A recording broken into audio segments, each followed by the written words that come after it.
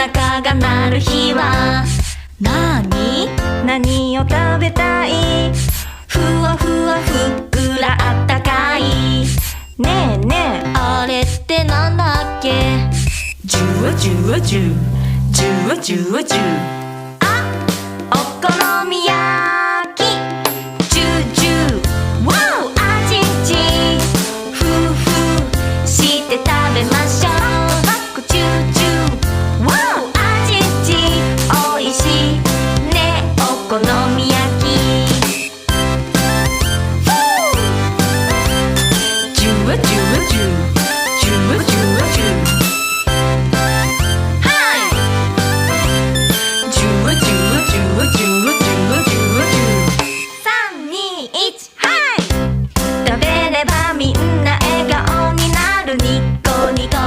きっと君ももう頭の中ソースでいっぱい。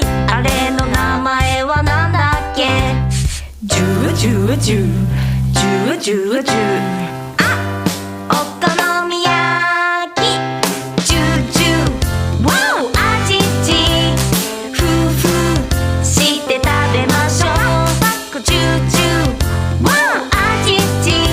おいしいね、お好み焼き。